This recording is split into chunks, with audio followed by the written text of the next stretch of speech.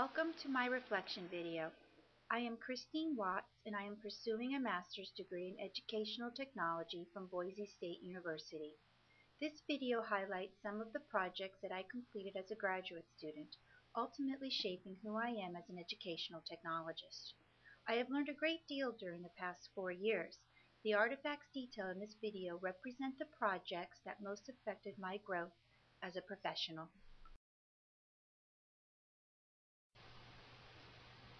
I based much of my student work according to my professional needs as an educator.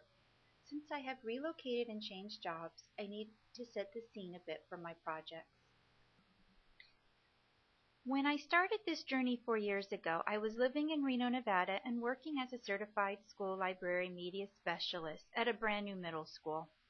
The middle school had state-of-the-art technology, and teachers were encouraged to integrate technology into the curriculum.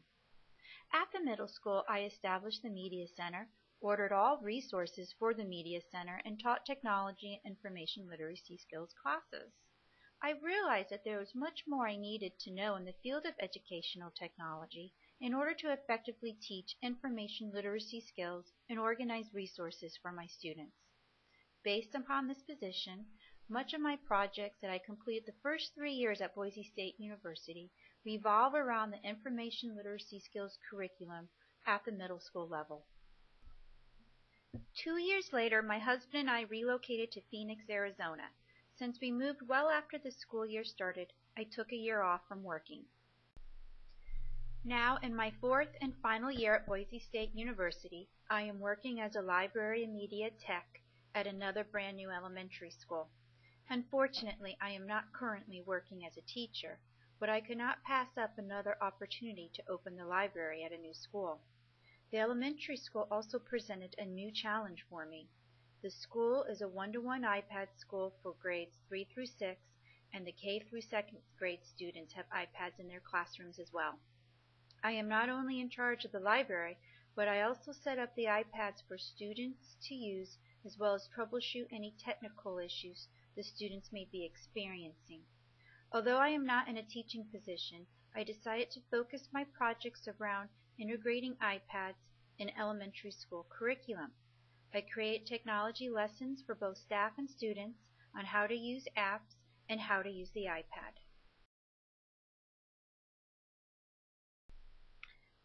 The course Instructional Design challenged me to think about designing lesson units in an entirely new way. I had never been exposed to instructional design models before, and I used the ADDIE model of analysis, design, develop, implement, and evaluate, as well as the PI model as the guiding models for this particular unit. My plan was to design a comprehensive lesson on internet searching and website evaluation. For the first time, I took into account the learner's needs by performing a needs analysis survey to determine their pre-existing computer and internet skills. I found out that students were very willing to take part in determining the course of their studies, and I also found out that 6th grade students did indeed have the basic internet knowledge in terms of what it is, but some lack the knowledge that the information on the internet comes from varied sources, thus validating the need for this unit. In addition to performing a needs analysis survey, I created flowcharts on each of the lessons in the unit to guide the design phase. I particularly like creating these flowcharts because they gave me further insight to pay particular attention on breaking down the learner's tasks into clear step-by-step instructions. Breaking down tasks into manageable learning segments, especially in technology lessons, will help alleviate frustration for any 6th grader who may not feel like he or she knows or understands technology. I also wrote learning objectives that are measurable and detail what skills or behaviors the learners are to demonstrate to meet the learning standards. Writing objectives has always been a challenge for me, but for the first time I fully understand what it means to write a measurable learning objective. I feel confident that I can write sound objectives in the future for any course materials that I may develop for classroom instruction.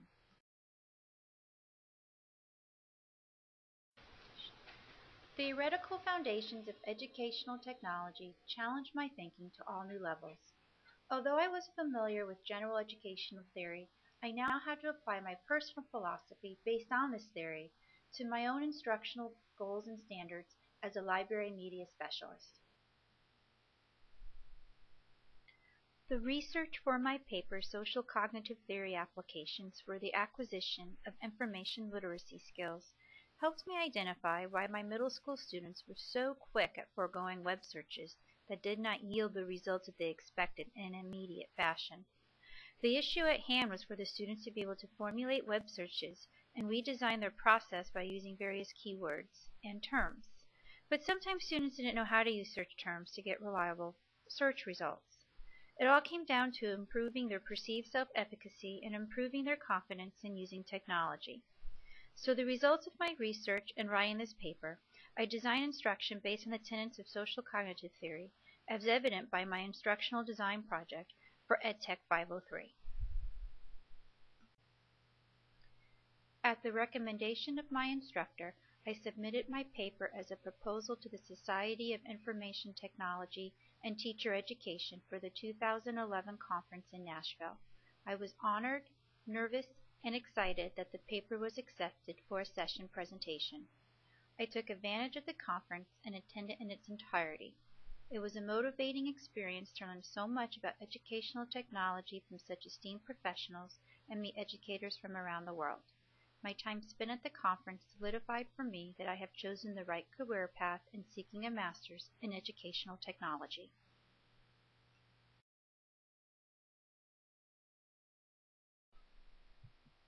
EdTech 541 suits my instructional needs perfectly. I learn new skills and new resources, like how to use Weebly for website hosting, VoiceThread for interactive slide presentations, and Miagraph.com for creating a story and mapping a presentation. My Weebly website is a library of multimedia presentations directly related to my current position, as well as any future position I may obtain as a technology teacher. One web page from my website is a library of online videos for grades kindergarten through 3rd and 4th through 6th. Since I work at an elementary school, I wanted to create a library for teachers to use if they address cyber safety in their classrooms. It is also a resource for me if and when I am teaching technology classes. I did share this resource with district media techs and media specialists and received positive responses for providing the resources to them. As our schools become more and more web-based for instructional needs, students will need to be taught how to be safe and appropriate on the internet. Since I have resources divided into the primary and elementary grades, I can use these resources to reteach and reinforce as the students move from grade to grade. As their internet skills develop and students mature, the issue of cyber safety can and should be addressed on a regular basis. Within my Weebly website on integrating technology into the classroom, I created an internet-enriched lesson specifically for the 5th, 6th grade language arts teacher. The upper elementary teachers expressed their dismay as to how the students are informal and borderline rude in writing emails to them. It dawned on me that the students, especially elementary age students, were probably never exposed to formal emails and rely on using their texting language. So I created a web page of web links for reference on formatting formal emails and using appropriate language when addressing a teacher. There is a writing lesson included that asks the students to write formal emails given a real-life scenario. As a result, the language arts teacher used my resources the morning I shared my webpage with her. She did in fact state that she did see an improvement in the students' email etiquette.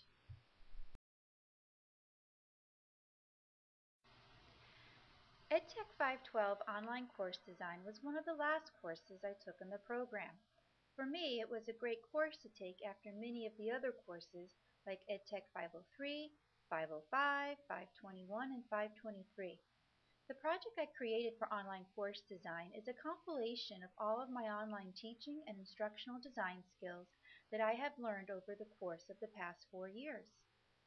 My position as a library and media tech at an elementary school prompted me to develop an introduction to the iPad course for teachers. After a few conversations I held with teachers, I realized that there was a need for a short course that can help them get started with using their district-issued iPads.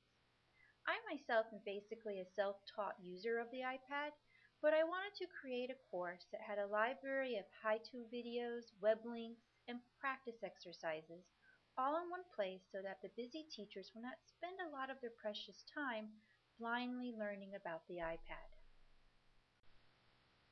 In order to create an online course, I had to tap into my knowledge of instructional design and project management and what I learned about establishing needs analysis. I also recognized that since the iPad is a new instructional tool to the school district, professional development opportunities may not be readily available. Let's face it, many teachers are already overscheduled with PLCs and Common Core curriculum development. The iPad course I developed is available online, anytime, and can easily be accessed using a home computer, the district-issue MacBook, or an iPhone or iPad. After establishing the needs analysis, I create a flowchart of learning tasks to help me design lessons and materials. I also researched online any available tutorials to help learners master these tasks. A part of the online course design process is to determine the stakeholders involved in all facets of delivering this course, such as who is tech support and how much time and resources this professional development course would need. To serve as the summative evaluation component, I also wrote course evaluation surveys for the learners and instructor to take once the course was completed in order to determine if there was any aspect of the course that merited a redesign. For the learner management system, I opted for Schoology. The Schoology website is easy for instructors and students alike, for it has a friendly format much like popular social networking sites like Google+ and Facebook. One big reason for my decision to use Schoology is because there is an app available. The whole point is for the learners to become more comfortable using iPads and apps as instructional tools, and what better way to demonstrate than by using an LMS that has an app. I wrote a syllabus, lesson materials, and assignments that I easily added to the Schoology site. There is also a discussion board built into the LMS. I treated the discussion boards as an opportunity for participants to share any new skills or iPad features that they came across but not mentioned in the course. I enjoy designing web-based instruction and hope to continue with this process in the future. I became more familiar with website design and using the CART principles in my instructional materials. I also implemented best practices techniques by writing expectations in the syllabus and creating performance-based assessment tools such as rubrics and checklists.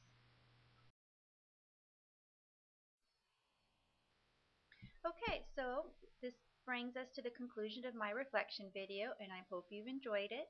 And I hope you enjoyed my entire ePortfolio, and I get to wear this get up come May. I seem to have lost my tassel over the years. Right now I'm representing the colors of Dickinson College in Carlisle, Pennsylvania, but I do hope to be in Boise this May, provided that I pass and my schedule permits it. Alright, so I'd like to take this opportunity to thank all the professors and staff at Boise State University for helping me get through this process. It did take me 4 years, which is longer than most, but there were a lot of curveballs thrown my way. Needless to say, I feel very confident now that I can pursue a new career path in online teaching or instructional design or both. I have a brand new skill set. It's exactly what I wanted when I started educational technology 4 years ago, and I couldn't be happier with the education I received. So thank you very much, and I hope to see you in May.